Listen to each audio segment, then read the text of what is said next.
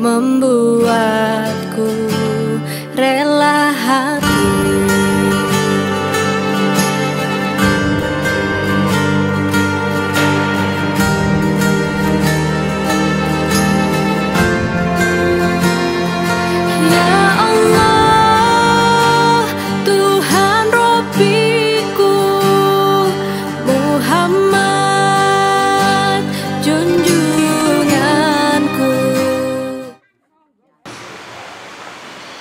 Assalamualaikum warahmatullahi wabarakatuh. Innal hamdalillah nahmaduhu wa nasta'inuhu wa nastaghfiruh wa na'udzu billahi min shururi anfusina wa min sayyiati a'malina man yahdihillahu fala mudilla lahu wa man yudlil fala hadiya lahu. Asyhadu an la ilaha illallah wa asyhadu anna Muhammadan abduhu wa rasuluh. Bismillahirrahmanirrahim.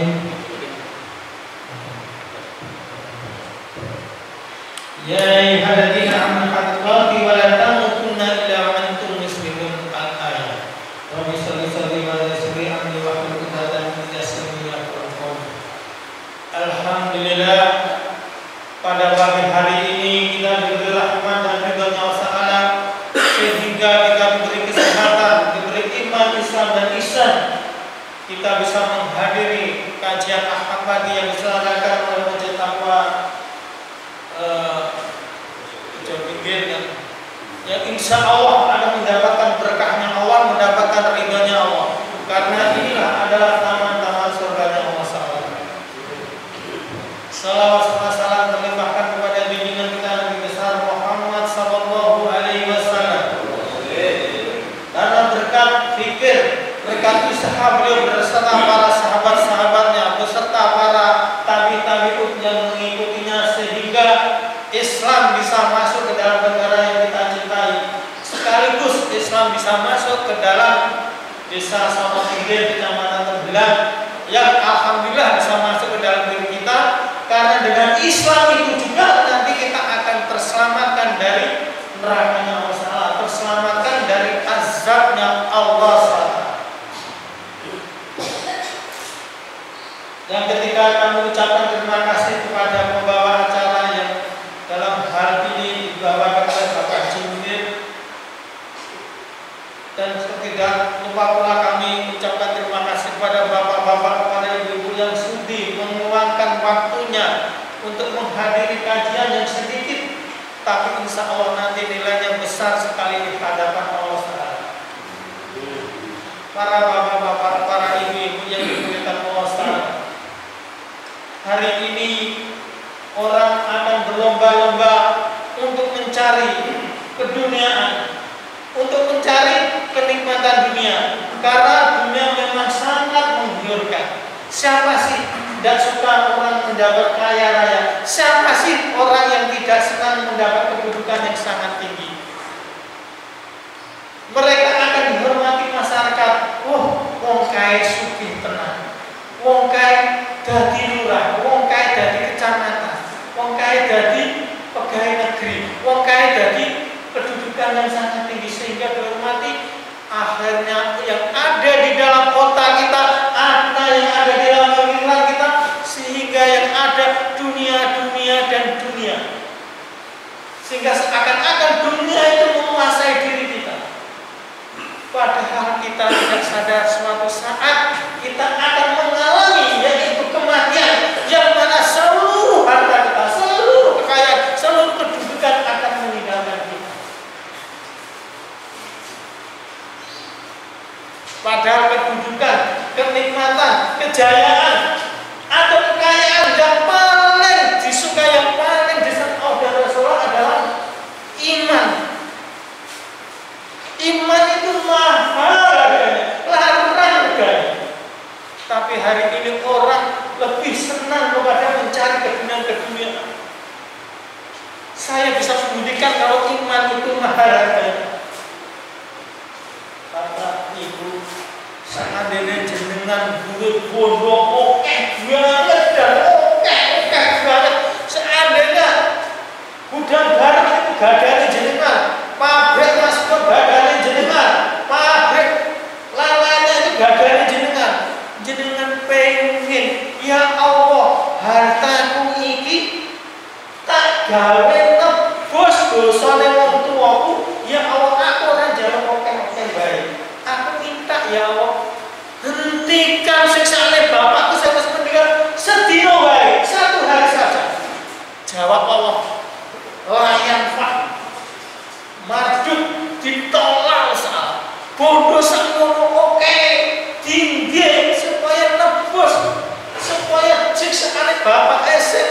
boten alam kubur. Dingene supaya dihentikan sedina boten ditampa kali Gusti Allah. Sumpah boten ditampa kali Gusti Allah. Tapi seandainya Bapak SMS meninggal dan kita akan menyusul, niku nek gadah iman, cili wae imane sekeditan. Dilihat dari mata tidak kelihatan. Dilihat dari miskroskop juga tidak kelihatan. Dibesarkan 10 kali tidak kelihatan. Dibesarkan 100 kali tidak kelihatan. Dibesarkan 1000 kali baru kelihatan. Dan redup. Gara-gara punya iman cilik tadi. Karena Allah suatu saat orang itu malaikat bolak-balikan di neraka cari orang yang masih ada imannya. Begitu ada imannya yang kecil tadi diangkat sama Allah. Tidak hanya dihentikan satu hari, dihentikan selama-lamanya, abadan. Loh, iman niku sithik digawa niku saged nglamatne dhewe selawase, boten diulang diuntas, tapi nggih dimasukkan ning surgane Gusti Allah Taala. Wis diuntas, dimasukkan ning surgane swarga. Ini pentingnya iman. Lah salah satu bengkel-bengkel iman nggih mengadakan majelis-majelis ilmu kados ngeten iki. Alangkah ruginya, alangkah bodohnya orang yang badannya gede, badannya kuat, tetapi mereka tidak bisa menghadiri majelis-majelis ilmu, tidak bisa menghadiri majelis-majelis Allah Taala, tidak bisa menghadiri ridhonya Allah Taala. Itu yang bahkan ada yang orang yang sudah tua, badannya ringkih, jalannya sudah terseok, tapi dia bisa mendatangi majelis-majelisnya ilmu Taala. Ini suatu pilihan.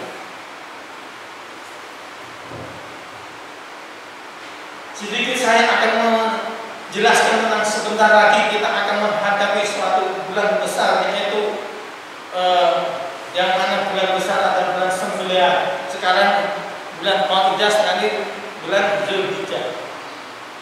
Di sana ada pelajaran yang kita bisa ambil. Apa pelajaran? Coba dengan bayangkan, ketika Nabi Ibrahim alaihissalam dibakar sama Namrud,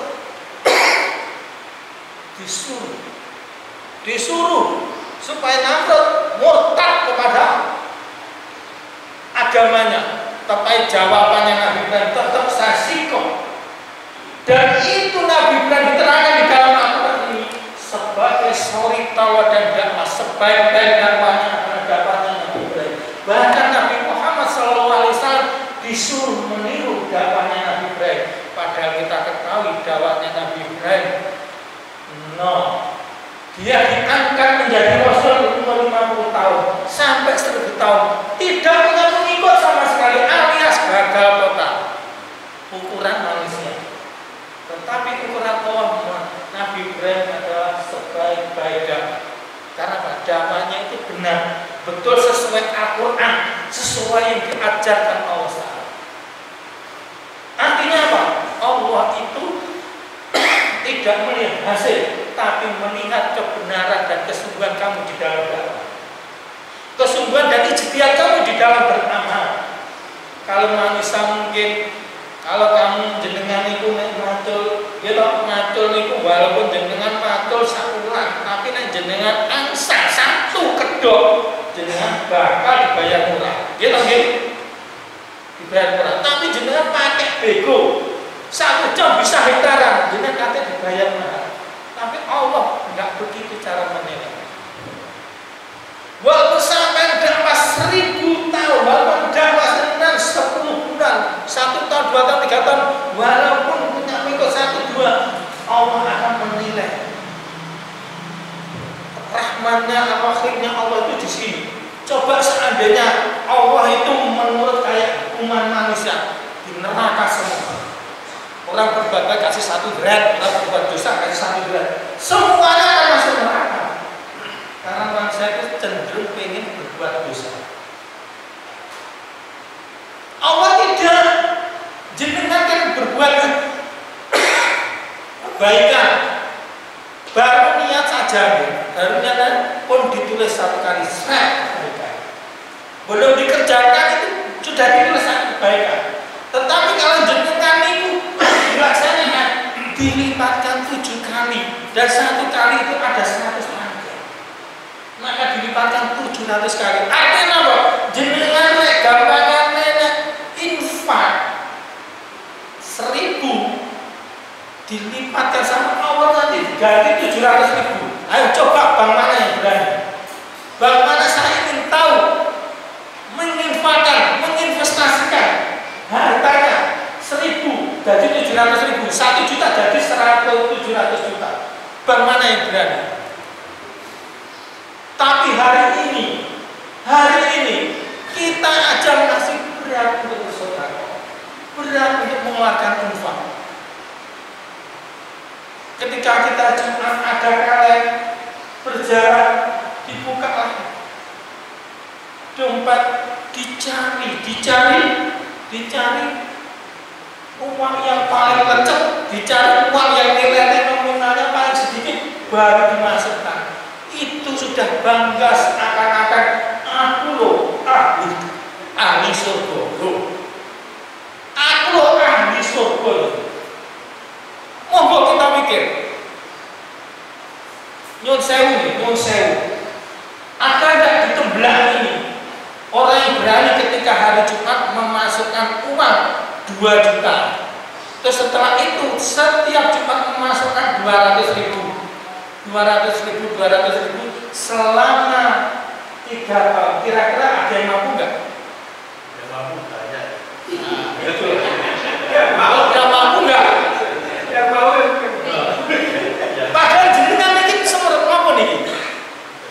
Uang 2 juta setiap minggu 200.000. Niku DP ini sepeda motor Edmen. Saya setuju. Jenengan tendera. Nah, kalau ini diajak kalian mencoba nih.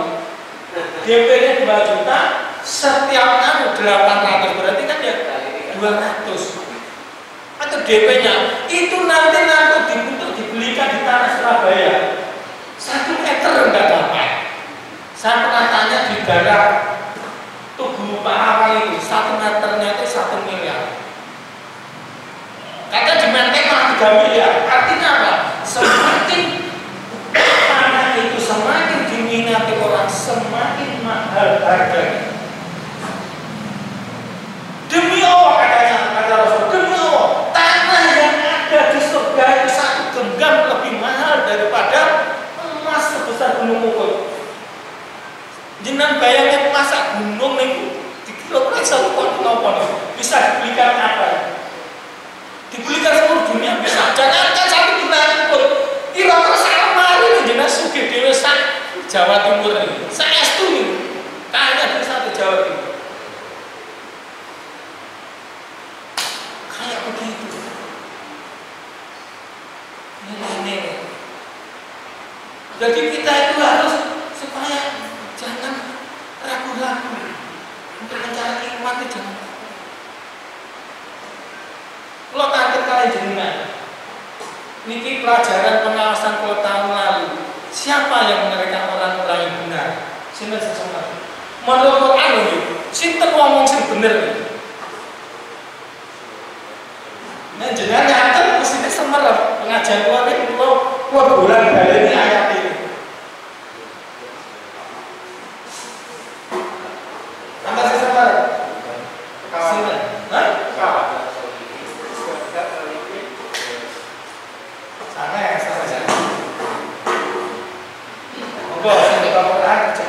Penapis sakit judulnya buka surat Al-Hujurat surat 49 ayat 15. Sing tahun ini kok bulan ini tapi yang saya lupa aja dengan bacaan sekitar langsung mau terjemah sampai sakit surat 49 surat Al-Hujurat ayat 15.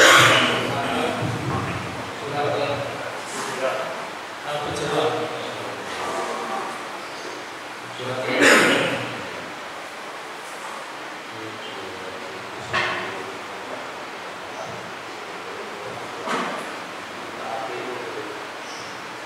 ke-49.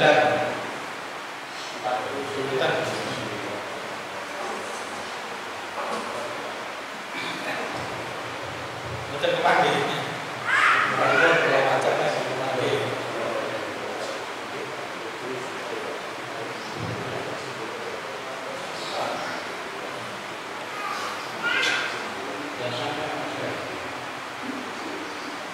Oh, kepanggil dari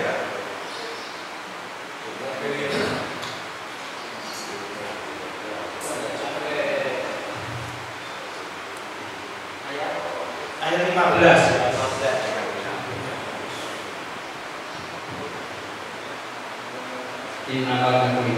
Oke, terus.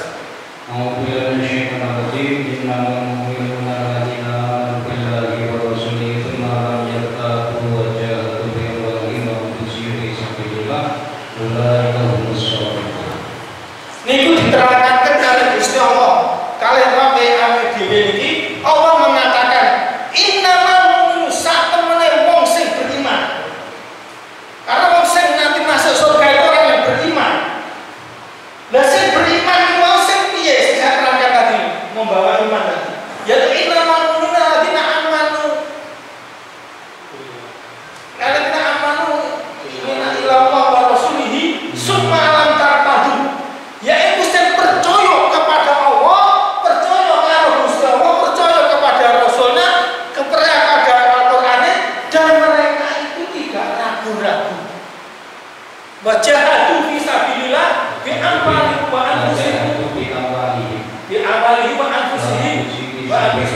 fi sabilillah ulaika humul shadiqun. Mereka itu orang-orang yang benar. Niki diterangkan sing bener karena kok agak ragu-ragu. Saniki wong saniki keliru kebentur mengatakan aku wong Islam tapi aku ya wong Indonesia. Artinya apa? Islam itu bagian dari Indonesia. Padahal Indonesia itu terjadi tahun 45. Islam itu sudah belum ada, Islam sudah ada. Sehingga apa? Nek gak cocok karo budaya Indonesia. Orang digawe ragu-ragu karo Al-Quran. Akhirnya apa yang terjadi? Ya kados kali bapak-bapaknya sama dengan bapak kamu, yaitu Nabi Adam alaihissalam. Yang ada naskun anta wa juga jannatul hadin mudarabata kaisi sutuma wala kabalata sajarata fatakuna minal dhalin. Hei Adam, hei Hawa, makanlah, minumlah sesuka hatimu, sak senenge karepmu, sak bedose wetengmu, terserah. Siji sare aku, ojo mbok cedeki buah kuldi. Iblis masuk. Wahai Adam, tak beritahu, tak kasih nasihat. Sesungguhnya mengapa Allah menyuruh kamu dilarang untuk mendekat buah kuldi. Kamu tahu kuldi itu artinya kekal. Sedangkan kamu sebelum kamu diciptakan, aku dulu itu adalah malaikat. Wa iqala rabbukal malaikati inni ja'ilun fil ardi khalifah. Sesungguhnya aku menciptakan manusia sebagai khalifah di muka bumi. Artinya apa? Tempatmu itu loh bukan di surga ya ada. Tempatmu itu di bumi. Maka kamu tak beri nasihat. Kodi kan artinya kekal. Gusti Allah wedi nek kowe engko sak anak turunmu kekal nggone surga mongko cedhek ana panganan supaya anak turunmu selamat sampai abadnya sampai hari kiamat masuk surga semua. Begitu Adam alaihissalam ragu-ragu terhadap Quran, ragu-ragu terhadap syariatnya Allah, didekatilah mulainya Siti Hawa didekati buah kuldi itu dimakan. Apa yang terjadi? Allah tidak pernah menyuruh makhluk, apalagi malaikat sujud pada suatu makhluk sampai hari kiamat kecuali pada Nabi Adam alaihissalam. Kenapa?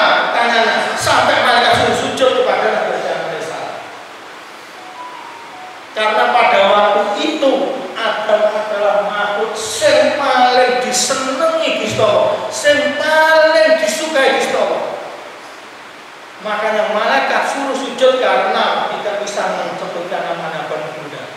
Apa yang terjadi? Begitu Nabi Adam melanggar syariat Allah, begitu Nabi Adam ragu-ragu terhadap Al-Quran. Kulna bitu minha jami'an. Kowe lunga minggato keluar saka surga. Duh. Hamba sing paling disenengi sampai malaikat suruh sujud, begitu melanggar syariat Allah disuruh keluar. Begitu juga malaikat, ada salah satu malaikat juga melanggar syariat Allah Ta'ala. Padahal malaikat ini alasannya sangat bagus, sangat tepat menurut aku. Coba bayangkan, seandainya jenengan dados diri ke pabrik, ini diri ke pabrik, terus enten tiang ada orang yang baru 3 hari minta-minta di muka pabrik itu minta. Suatu saat yang punya pabrik datang, dikumpulkan semuanya, mulai pegawai magang, mulai pegawai staf, mulai HRD, mulai kasih kabar sampai manajer sampai direktur, dikumpulkan. Apa prinsip ekonomi? Tidak ada yang bisa menjawab. Tetapi orang yang mengemis tadi baru 3 hari bilang prinsip ekonomi adalah untuk pengorbanan sekecil-kecilan untuk mendapatkan keuntungan sebesar-besarnya. Begitu benar apa yang dikatakan pengemis tadi yang punya pabrik. Hei direktur, sujud apa kalau pengemis ini? Kira-kira mau nggak sujud? Jangan direktur. Keliling servis segawe itu paling nggak mungkin belum sujud oleh direktur. Itu yang dikatakan iblis itu. Anak minhu, aku yang apik timbang Adam alaihissalam. Kholaqtani min nar wa kholaqtahu min tin.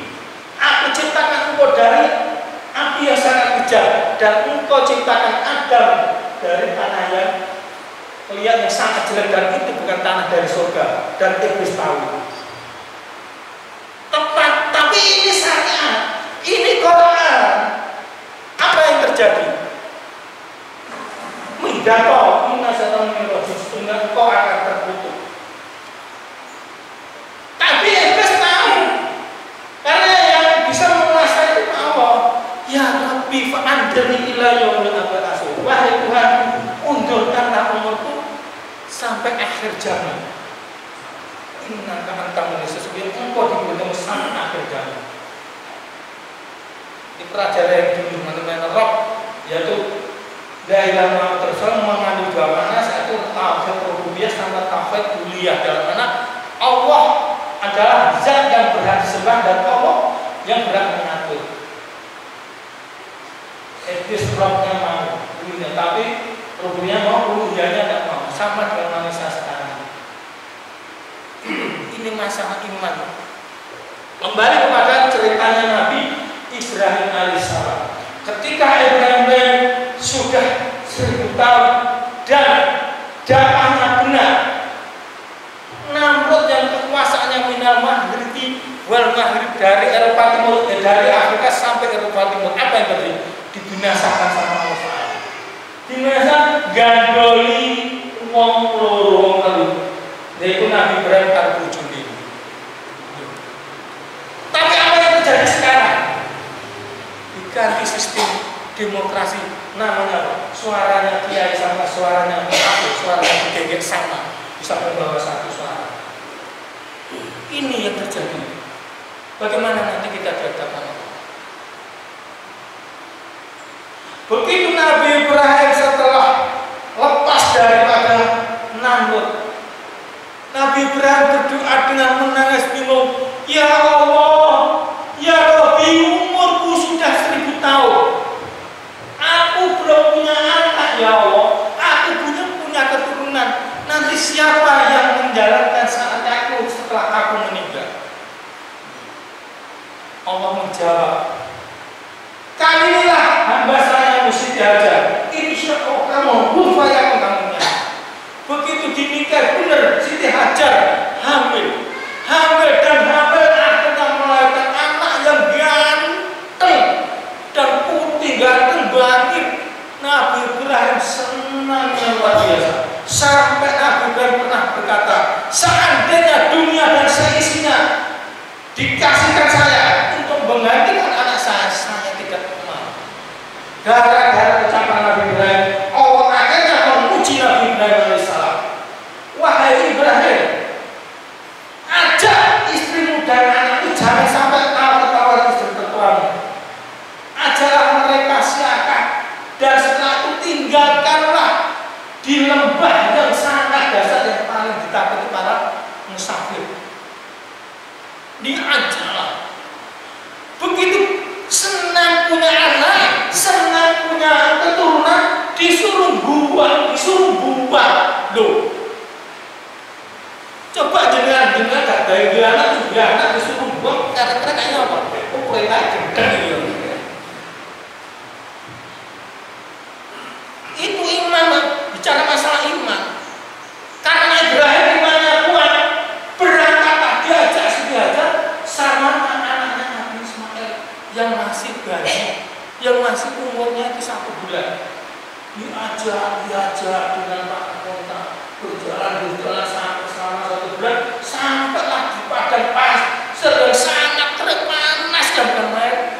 Akhirnya anaknya sama istrinya Siti Hajar ditinggal di situ, cuma dikasih air 1, apa namanya, kayak kotak kurma ini.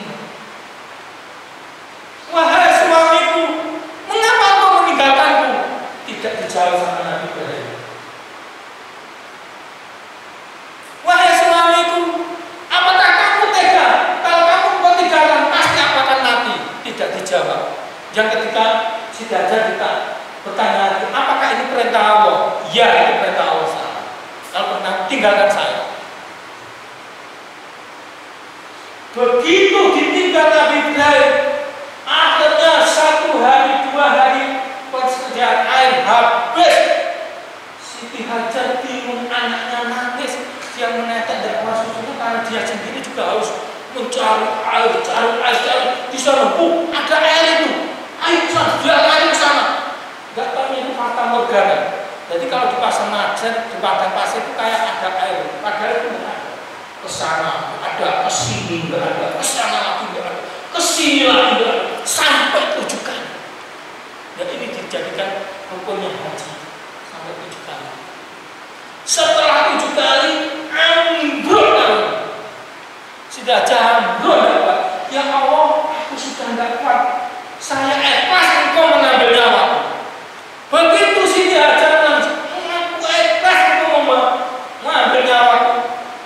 Bayi yang umur 1 bulan mancam, keluar air deras banget. Langsung minum seger, langsung badannya seger. Begitu keluar air, sedang para musafir, loh di sana ada burung, nilai berat di sana sumber air. Akhirnya para musafir, para pendatang minta supaya berkemah, akhirnya sampai setahun 2 tahun sampai 7 tahun. Setelah 7 tahun, Nabi Ibrahim diperintahkan pada Allah untuk menjemput istri.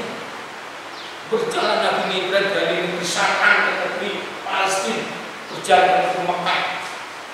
Berjalan, setelah ketemu, kaget, kok ada kota besar sekali lebih kotanya San'an. Ini kota baru, akan punya 7 tahun. Bingunglah Nabi Ibrahim. Dia dengan ketakutan tanya, Pak, saya mau tanya, iya, kamu tahu nggak rumahnya istri saya, namanya siapa? Siti Hajar. Loh, itu pemilik kota ini. Semua kota ini dia miliki, dia paling terkaya di sini. Masa Pak, ya rumahnya itu rumahnya yang paling besar. Setelah duduk sama ibu, benar istrinya, wah senengnya bukan main. Loh, dipikirkan mati, Pak. Ditinggal di padang pasir, bukan padang pasir, sudah 7 tahun, jangan 7 tahun, 3 hari aja kita sudah jadi kerongkongan. 7 tahun, malah dari membawa rumahnya besar.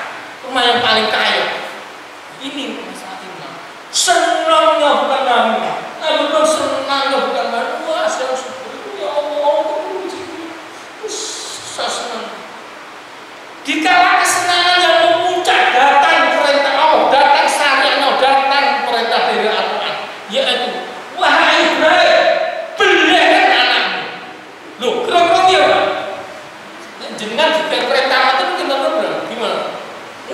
Dan perintah ini, terus gak bener ini, gak benar ini. Diajak Nabi Ismail jalan-jalan ke gunung, setelah ke gunung, setan itu membawa orang tua. Hei, Ismail, kamu tahu nggak? Kamu dia coba, boleh kaki dibelah.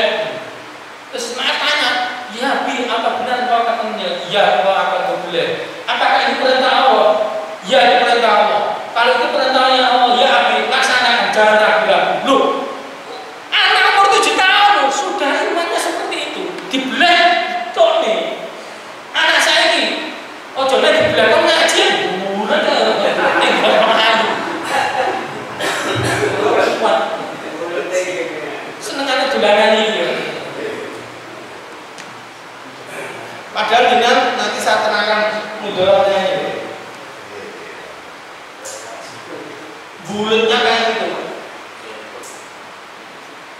Begitu Nabi Ismail ini bicara masalah iman, sampai iblis sampai setan geleng-geleng kepala. Ini bapak sama anaknya podo gendenge. Setelah kata iblis geleng kok podo gelemi, bingung. Dilempar sama Nabi Ibrahim sama Nabi Ismail, dilempar. Akhirnya itu salah satu syariat di dalam haji, melempar juga. Coba, seandainya Nabi Ismail itu tidak terjadi, dikeluarkan supaya dibuang, sampai hari ini Arab Saudi akan menjadi negara termiskin karena tidak ada air. Siapa yang mau di negara tidak ada air? Tidak bisa hidup kalau nggak ada air. Sumbernya sampai sekarang itu masih mengalir dan menyeluruh dari negara ke seluruh Arab Saudi. Banyak ilmuwan luar negeri menyelidiki. Setelah sedikit tidak ada sumber air, tapi ini kok bisa ngalir. Akhirnya masuk Islam. Banyak orang masuk Islam, akhirnya dicegah tidak boleh menjadi masalah air Zam-Zam.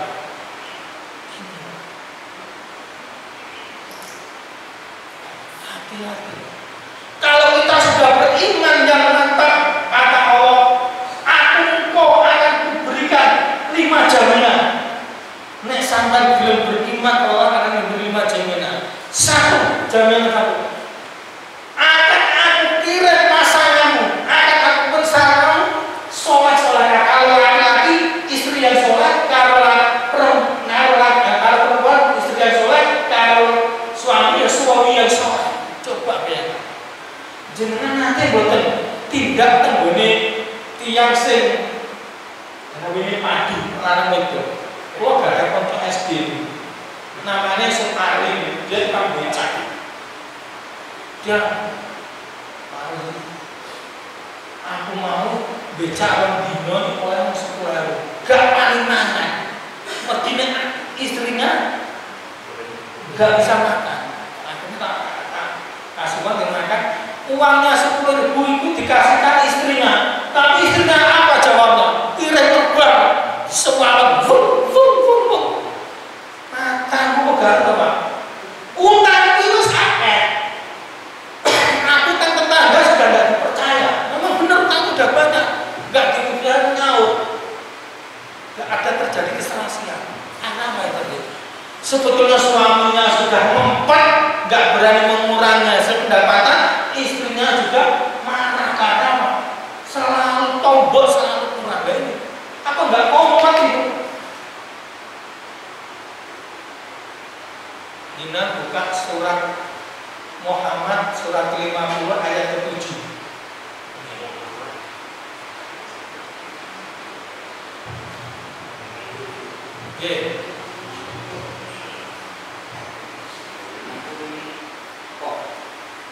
Kos surat Muhammad surat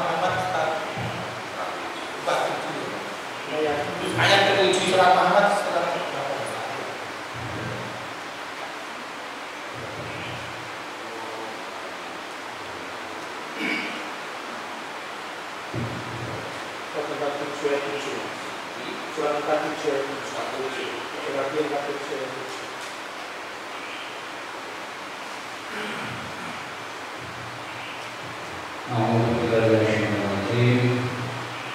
Ya ayyuhalladzina amanu in tansurullaha yansurkum wa yuthabbit aqdamakum.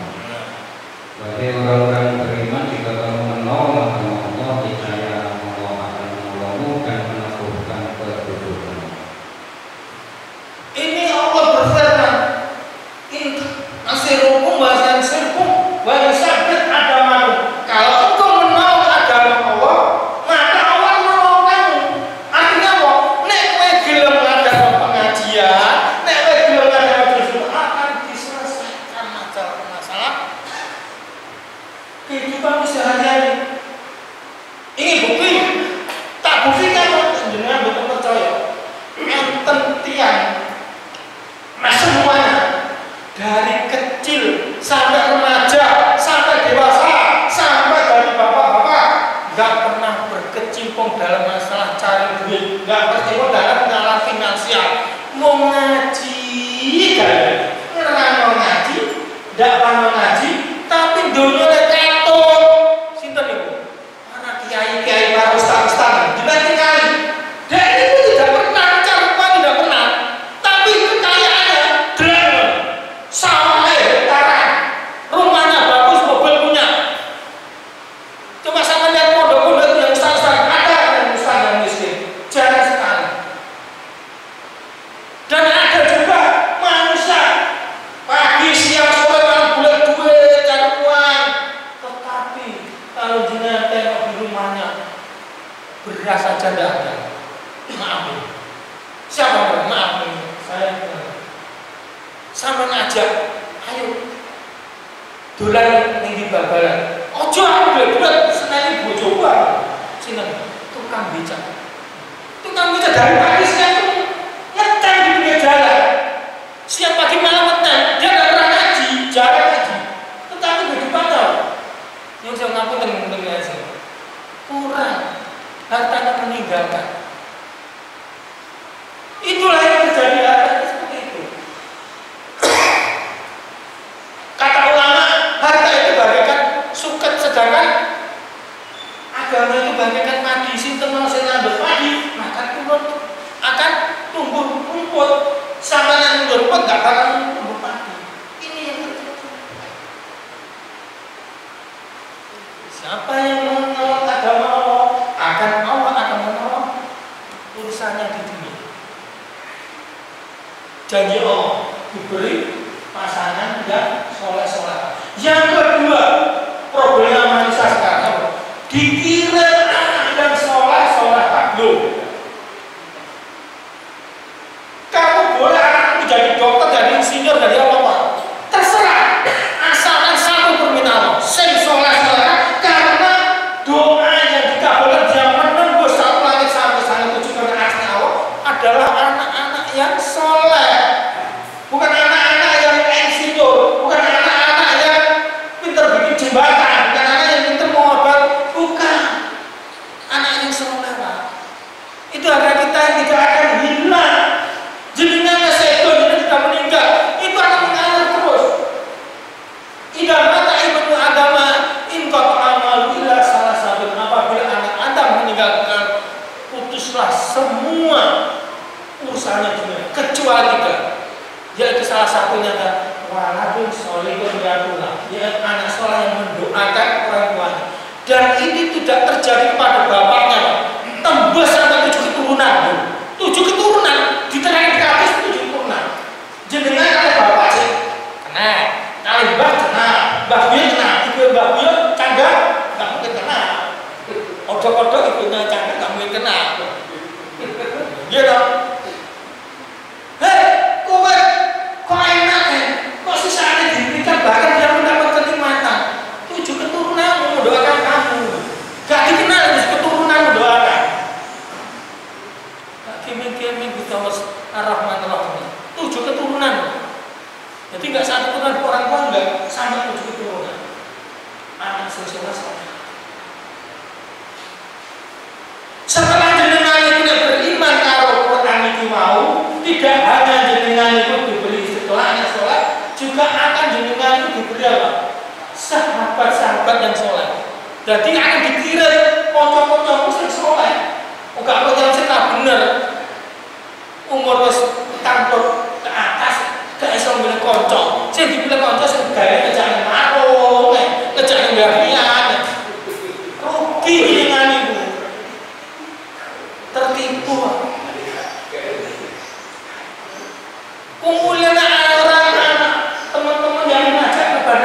surga sekarang. Karena apa?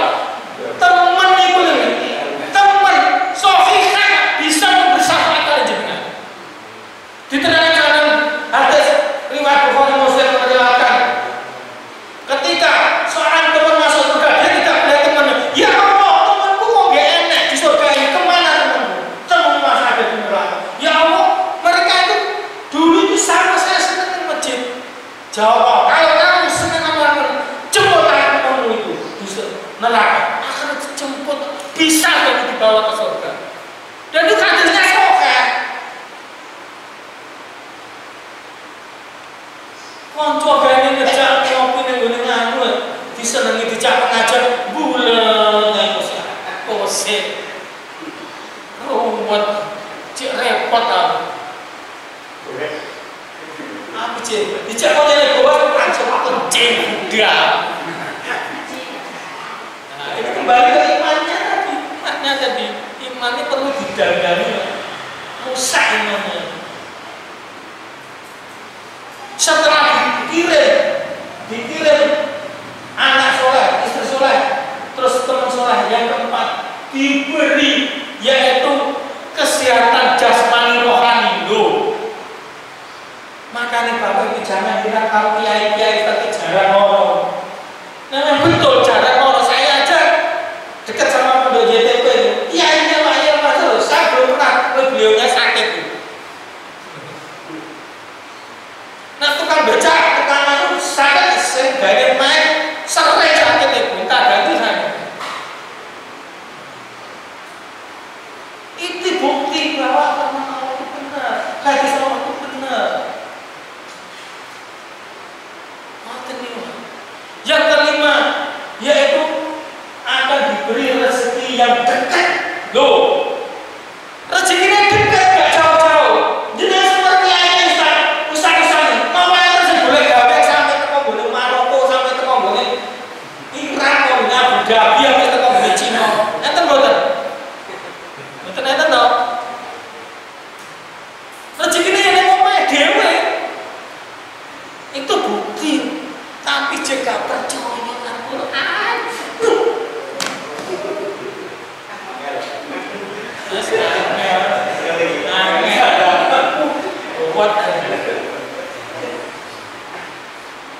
Malah percaya kalian iki, Pak. No. Titik Google. Waktu nanti dihadapkan malaikat ditanya, "Mana surga?" Kamu kita Google. Belajar sama malaikat. Apa gak digeblek? Kalau itu yang mudorotnya ini, menurut ulama satu mudorotnya ini tempat untuk menipu. Loh, banyak orang tertipu, banyak finansial yang ada di bank itu habis gara-gara ini. Ya kan? Itu takut. Ini tempat untuk menipu orang. Mau jadi kecocokan ini. Nah ini gak tahu nipu, gak pernah sekali gak pernah nipu. Lainnya ini nipu, bolak-balik. Yang kedua, mudorotnya apa? Yaitu apa? Menyia-nyiakan waktu. Menyia-nyiakan waktu. Jangan dolanan ngerti malah aku sudah kok. Siapa mau ini sama? Melilit. Loh, gak menang. Jadi, nih boleh catatan ini malaikat waktu sama anda. Isinya buka HP. Entah kita tinggal buka HP.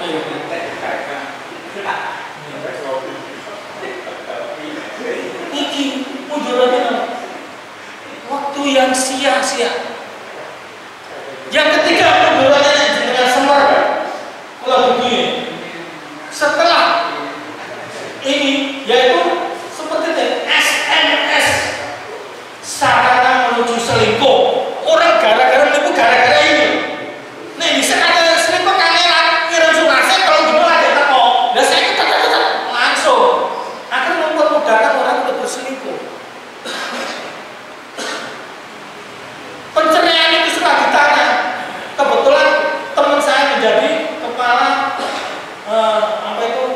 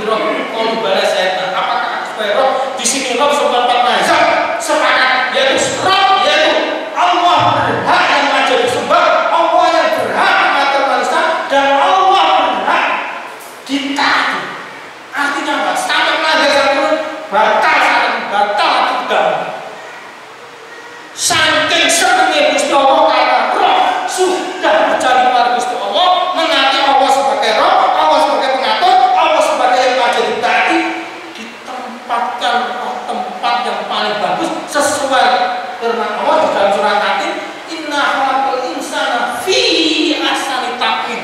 Sesungguhnya aku kau ciptakan dalam keadaan sebagai yaitu manusia.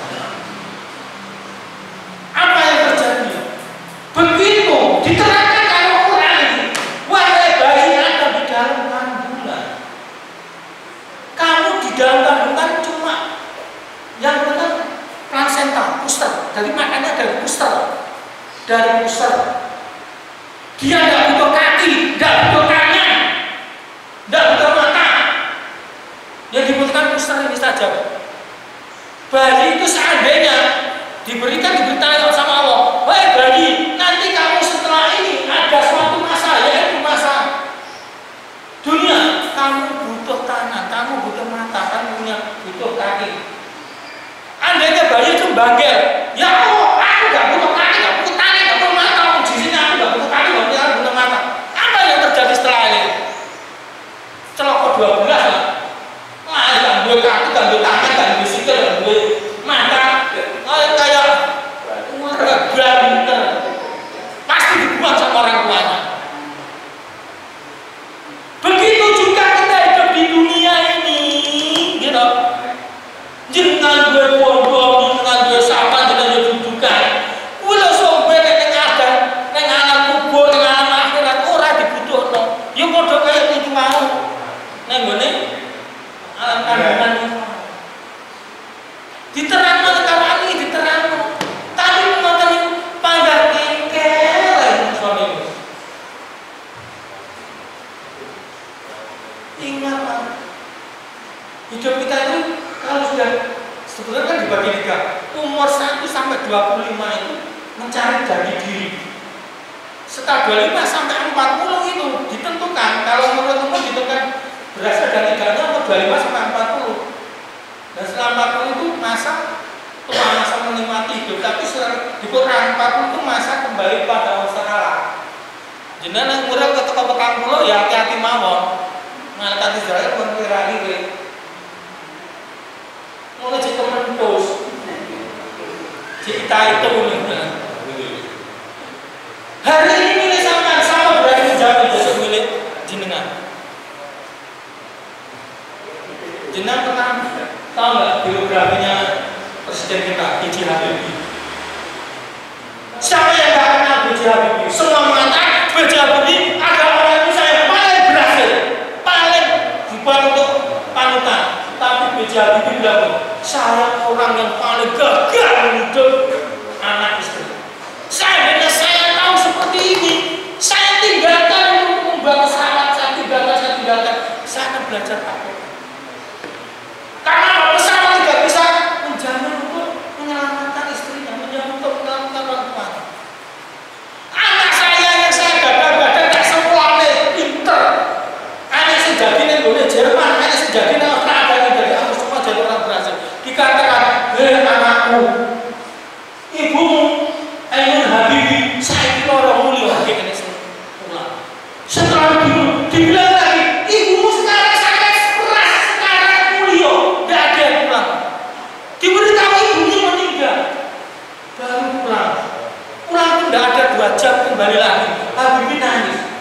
Ibu yang dekat aja sama dia, cuma 2 jam. Apalagi aku, apalagi apa dia mau mendoakan aku? Gak mungkin. Aku namanya saknya dia dirubah. Harta bendanya dikorbankan untuk membuat pondok di daerah Bogor. Ada pondoknya. Alhamdulillah beliaunya apa sepujus bukan ini. Dia mengatakan hidup untuk apa? Apa tujuan hidup? Hidup untuk mencari ridho Allah. Amalan kita itu tidak bisa memasukkan surganya Allah, buat sakit, tidak bisa. Yang bisa memasukkan kita itu adalah ridhonya Allah SWT. Untuk apa kita? Tujuan hidup apa? Itu tujuan hidup apa? Menunggu kematian. Itu tujuan hidup.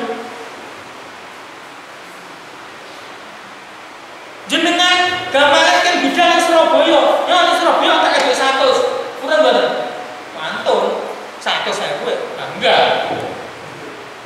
Jadi disuruh ke 100, suruh berangkat ke Jakarta. Bangkok sama, enggak ada mau. Ke Jakarta, Bangkok 100.000. Jadi kasih 10 juta, berani, merdeka. 10 juta suruh berangkat ke Amerika, Bangkok ini. Artinya apa? Semakin jauh perjalanan kita, semakin butuh persiapan dan harus dibutuhkan banyak sekali. Apalagi ini perjalanan yang sangat jauh, abadan.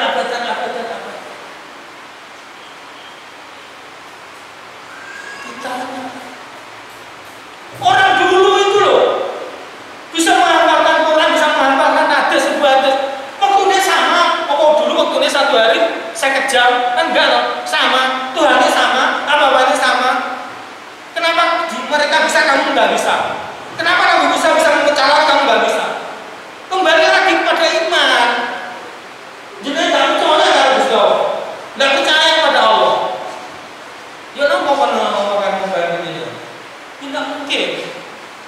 Kembali pada imannya, kembali pada masyarakat. Ini pentingnya iman itu di situ. Iman itu sangat mahal. Apalagi kita itu tinggal menunggu kematian. Jangan dikira kalau mati itu jadi sulit, masih lama. Allah itu tidak memilih, tidak mati kudu loros, kudu tua, enggak. Likuli umatin gajah aja lalu setiap makhluk, setiap kaum pasti akan mengalami kematian. Ketika kematian itu datang, tidak bisa diajukan dan tidak bisa dimundurkan walaupun sesaat. Nek jatah sak ton mundur 1 kilo, ya sudah nanti zakat akan datang. Apa yang kamu persiapkan? Waktu itu loh, entah mengendalikan kita.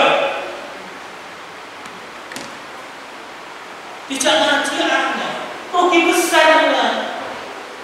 Karena Rasul, seandainya orang diberitahu keuntungannya orang ngaji, baru orang munafik semuanya tidak ngaji, mau merangkak-rangkak walaupun dari Makkah ke Madinah, jalannya berapa gaji berapa kali? Itu merangkak dia datang. Itu semua Rasulullah. Seandainya diberitahu kenikmatan orang mencari ilmu, barang siapa yang ngaji akan ditunjukkan kemudahan untuk menuju surga. Tunjukkan menuju surga. Rugi kan bisa ngaji akan bulat, ngejak luas langsung budak, ngejak kopi langsung budak tanpa ragu-ragu. Ini Pak, waktu iman tadi, waktu membohongi Allah. Setelah kamu ditanya waktumu buat apa, kamu akan ditanya yang kedua, yaitu ilmu. Jadi, gue belajar ilmu apa, terus gue ajarin wis apa, buat apa.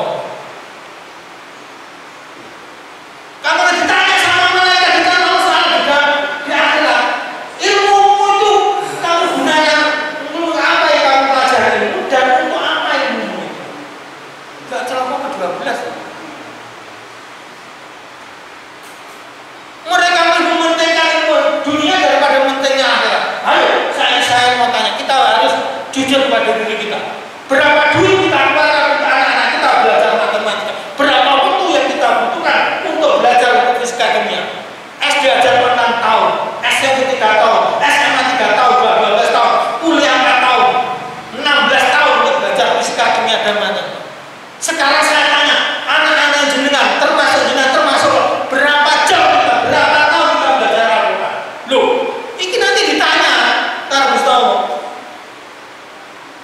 Salah satu nanti ada ayat yang jenengan dari moco, sampai jenengan meninggal, kok sampai jenengan dari kata, mau ayat ini akan menuntut jenengan. Ya Allah, jangan masukkan dia masuk ke dalam surga dulu. Mergo, karena saya belum pernah dibaca sama dia. Ayat ini bisa menuntut, karena benda pasti bisa hidup. Gak capek ya. Itu mungkin kamu bukan. Ngeri. Setelah kamu ditanya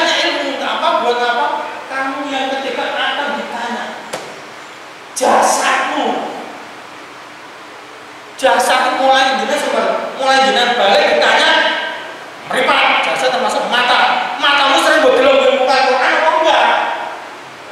Bolak-balik jelas Quran gak tahu dibuka, Quran dingin ajaran. Wah, ahli Quran kagian dibuka bahwa ini terjemahannya asal kesananya semuanya kayaknya kayak mantap, tapi tidak pernah baca sampai dulunya telung sentir.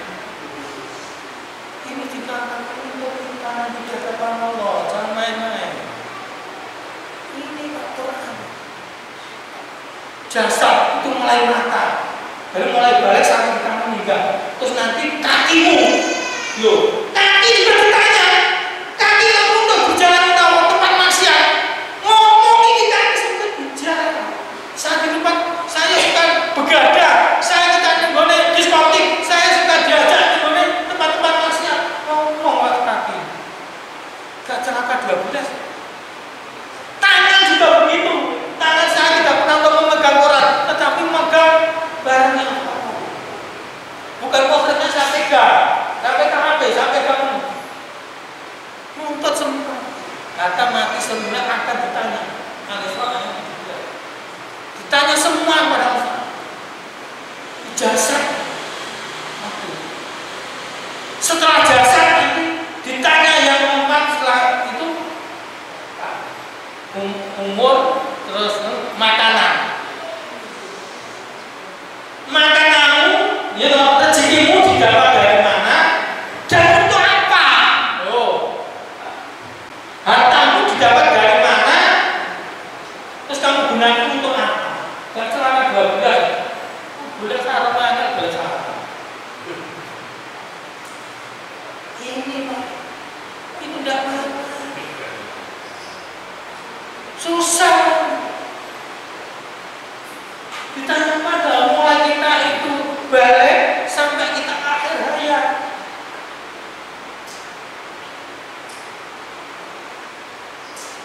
Tidak benar-benar, Pak. Setelah ditanya apa kata itu sudah siap. Waktunya masih enggak, Pak? Sudah. Masih.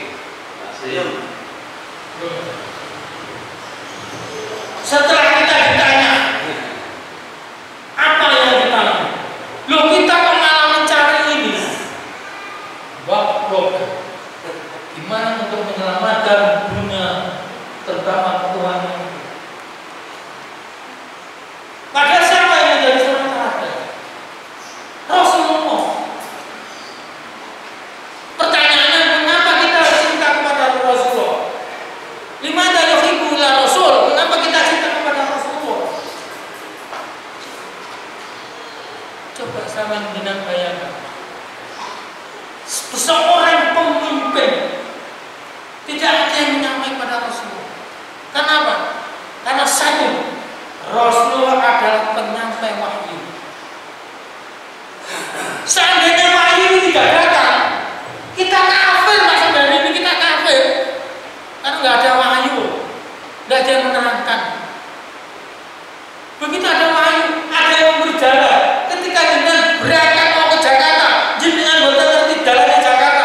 Ada sing nunjukno jalan Jakarta lewat sana. Apa yang tadi? Kan seneng Pak, masa terima kasih pada orang petunjuk. Yang kedua, mengapa kita yuhibbu ila Rasul? Mengapa kita harus cinta? Karena Rasulullah apa?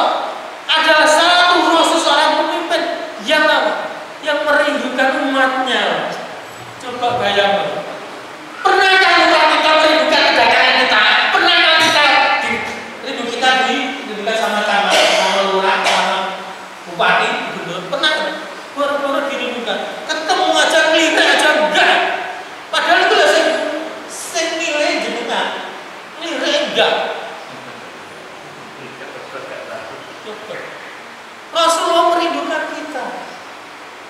Ketika Rasulullah duduk para sahabat, Rasulullah menangis dan menangis, bercucurlah air mata. Ditanya sama para sahabat, hai Rasulullah, mengapa engkau menangis?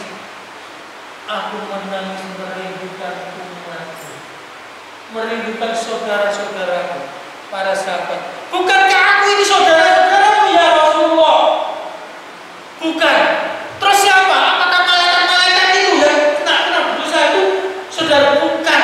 Apakah para nabi-nabi dan para anbiya itu yang tidak pernah berdosa itu saudara? Bukan. Nah siapa ya Rasulullah? Alangkah senangnya, alangkah bahagianya saudara-saudara yang engkau angkat sebagai saudara. Saudara-saudaraku adalah nanti dia hidupnya ketika aku sudah meninggal, dia tidak pernah melihat aku, tidak pernah melihat suaraku, tetapi dia mengimani kembali pada iman dan kembali mengimani aku sebagai engkau mengimani aku. Mereka itulah saudara. Itu sama. Ya dewe itu. Ya kita ini dirindukan man. Rasulullah SAW. Yang dirindukan malah leres. Tidak pernah membaca Quran. Satu hari jangan sampai nggak baca Quran di saya. Mustami saya, satu hari jangan sampai nggak baca Quran. Satu ayat harus baca. Karena amalan yang paling sekawal adalah amalan istiqomah. Harus baca. Jangan sampai nggak baca. Itu bahaya kalau kita tidak pegang Al-Quran. Al-Quran ini nantilah sebagai pembela kita di hadapan Allah. Jangan di hadapan Allah. Di alam kubur itu, dina semua alam kubur. Artinya mati. Dina buka terjemahnya dengan ini. Dina terkadang produk. Mata yang mutem-mutem. Artinya pemutus kenikmatan. Itu artinya mati. Artinya apa? Kalau orang mati tidak ada kenikmatan asli, sengsara dan sengsara. Bahkan dalam satu riwayat, seandainya manusia itu dimasukkan, ada dua mantanannya, ada dua kemuliaan. Yang satu senangnya bukan, yang satu sensaranya bukan main. Yang kenikmatan adalah malam kematian baru. Paling sengsara adalah malam di alam kubur. Sohibatnya, seandainya jenazah satu hari di alam kubur itu lebih berat daripada semua hidupmu sama di penjara yang paling berat. Kayak kalau di Indonesia itu Cilacap, saya pernah ke sana ke Cilacap, sangat banget.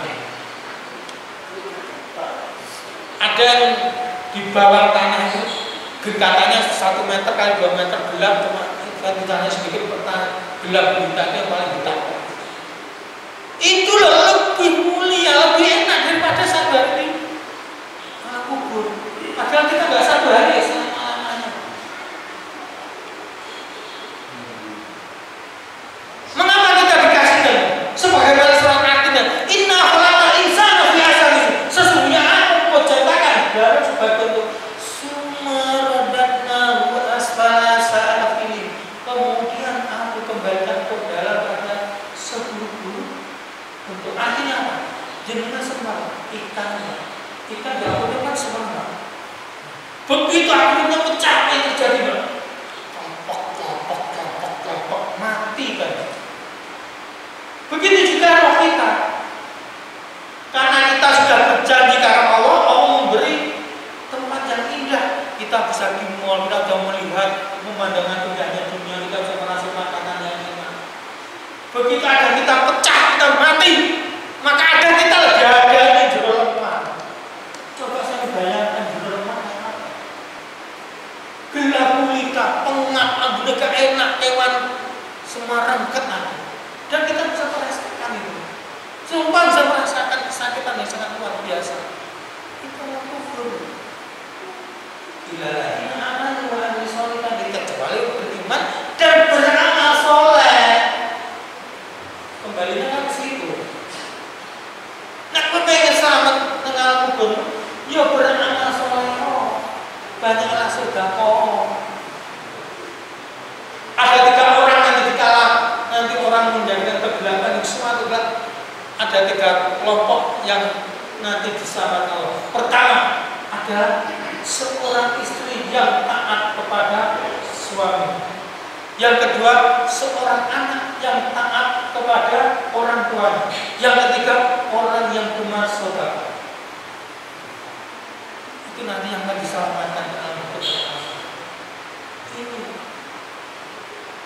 Dengan buka surat Al-Munafiqun ayat ke-10. Al-Munafiqun ayat ke-6.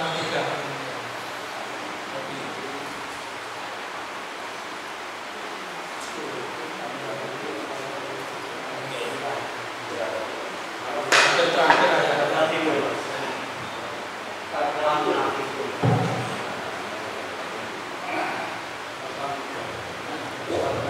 surat ke-63. Jauh ke-63.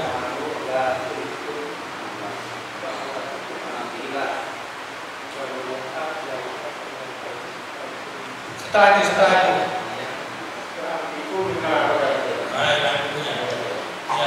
Wa'an ya gitu.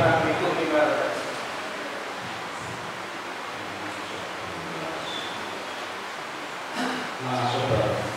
Iya. Surat yang Wa'an itu narzakna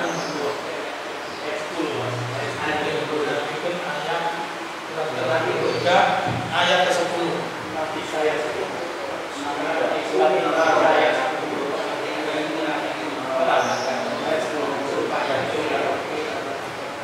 Bila harus ngomong antikum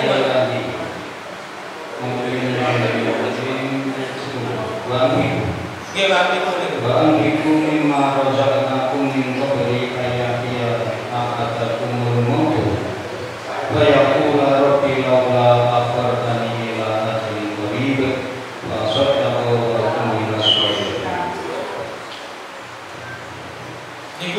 Dan infakkanlah sebagian dari apa yang telah kami berikan kepadamu sebelum kematian datang kepada salah seorang di antara kamu. Lalu dia berkata, menyesali ya Tuhanku, sekiranya engkau berkenan menunda kematianku sedikit waktu lagi, maka aku dapat bersedekah dan aku termasuk orang-orang yang soleh. Allah berfirman dalam surat Al-Munafiqun ayat 10 mengatakan berfirman, wa anfiqu mimma razaqnakum ahadukum, berinfaklah kamu sebelum datang kematianmu dan kamu akan melihat setelah mata kamu melihat, ya Allah ya Rabbi, undurkanlah umurku walaupun sebentar, aku akan sedekah, aku termasuk orang-orang berbuat baik.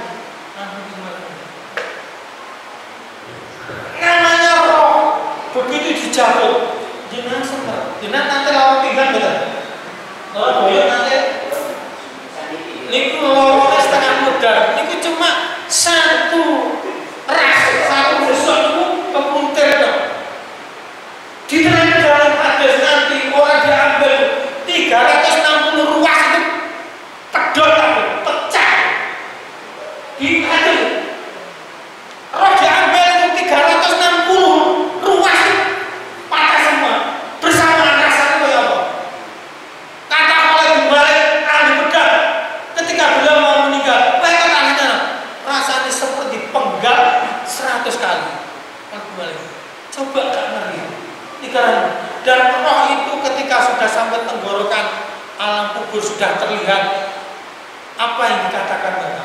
Apakah roh itu tak ya Allah aku selesai orang kate haji apa aku jelasin pertanyaannya kenapa sih diminta ke saudara ini loh kenapa dia mau minta ke saudara karena tahu di alam kubur penyinar alam kubur itu saudara sana saudara itu penyinar di dalam surga itu ada 100 pintu dan setiap pintu punya nama-nama salah satu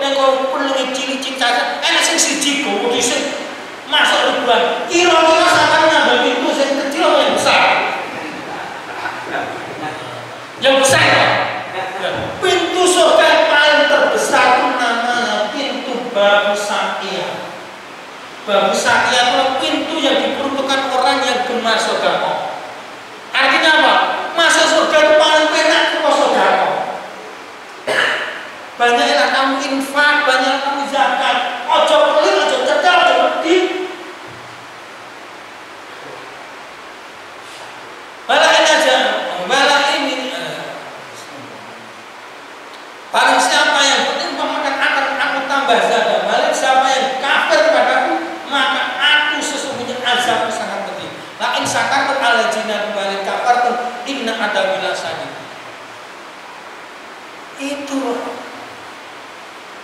Jadi roh itu tahu ketika dicabut itu alam kubur terlihat loh tiba-tiba pentingnya saudara ini loh kalau sih tertinggal makan kenapa kata saudara kono kenapa kata Ivano kenapa kata Zakato ini diberi kabar kali ini Pak jenengan boleh nilai orang ini Pak jenengan boleh nilai jawaban pengeluaran itu tidak ada adanya di sini alam kabur adanya di sini karena mau coyangkel iya bisa pada kewajiban kita terhadap Quran itu ada 5 dulu saya katakan masih ingat nggak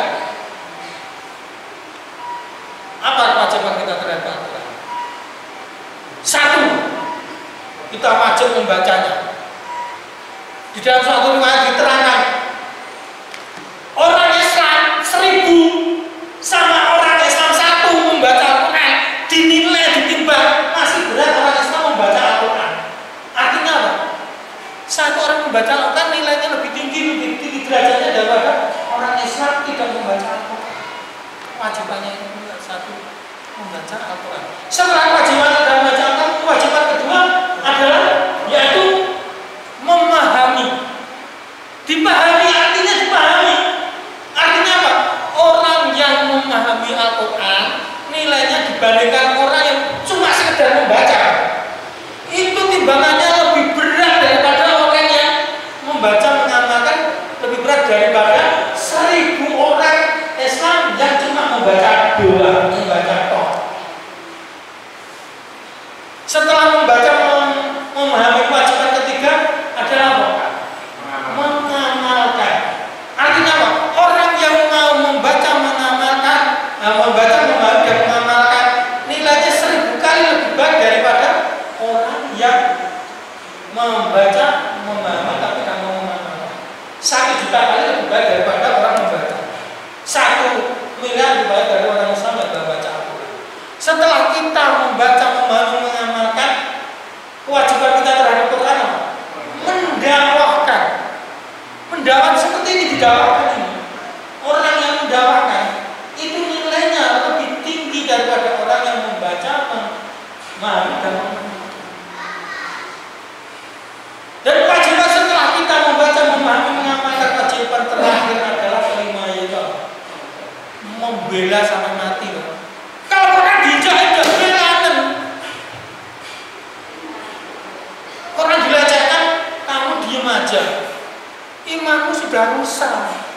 Iman jenengan boleh didandani. Jadi didandani cuma bukan hanya mobil, sepeda motor, iman juga boleh didandani.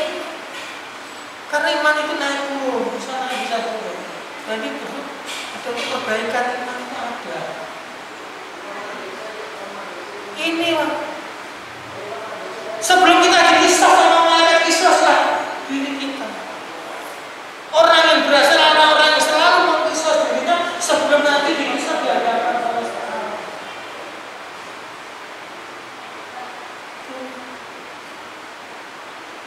Makanya Quran itu ojo sampai sadari tidak kamu baca. Nanti kamu ditanya, si Fulan, ketika kamu kembali kerja bukan kita Quran itu ya kamu. Apa sih kamu baca? Kamu akan mengatakan ini kamu baca. Celokok ke-12 waktu tak kasih panti kerja sama dengan orang-orang dahulu. Akhirnya apa? Hatinya mati. Saudara-saudara kita yang ada di Palestina dibantai, ditindas, kita tidak ada risau sama sekali.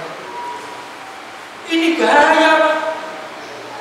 Bisa meruntuhkan akidah kita, bisa meruntuhkan amal kita.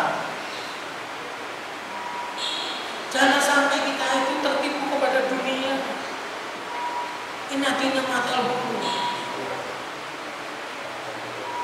Pas pokoknya apa jari wong saiki manut jari wong saiki. Bahaya ya.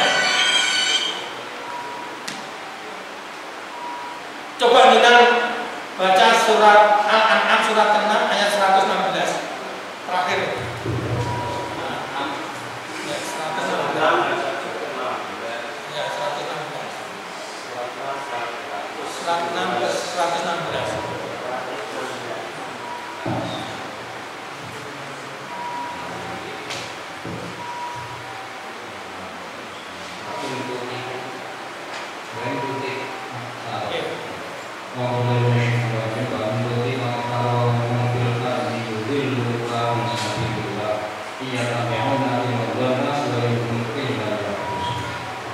Dan jika kamu mengikuti kebanyakan Tuhan di bumi ini, niscaya mereka akan menyesatkan kamu dari jalan Allah.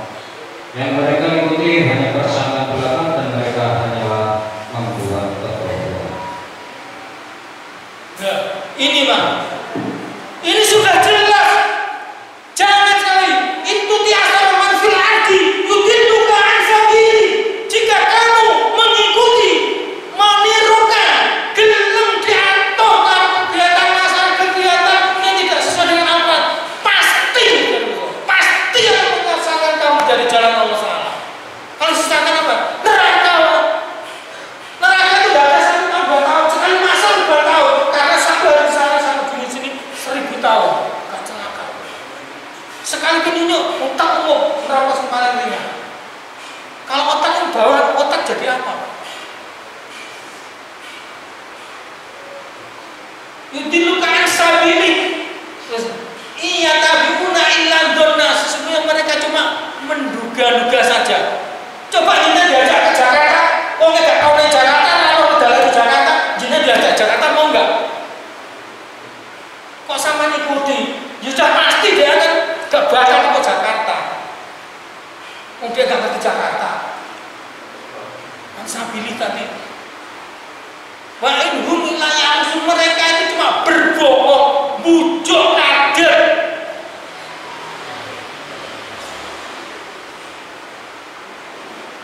Aturan diganti pasal-pasal dunia, ganti pasal ganti sementara aturan dunia. Pasti kamu akan disesatkan dari jalan Allah. Iku loh, semua ngomong Quran juga habis ngomong Gusti Allah. Kita harus hati-hati.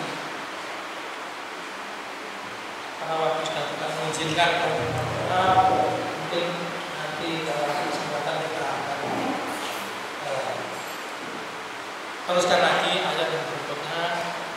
Saya sebagai manusia mungkin ada kata kami yang menyinggung perasaan atau tidak bermanfaat atau yang sekiranya tidak senang, kami sebagai manusia tidak terlalu pada salah dan benar. Mohon maaf, malah kita sebelum kita itu kita berdoa dulu ya, insyaallah. Mudah-mudahan dengan doa mendapat rahmat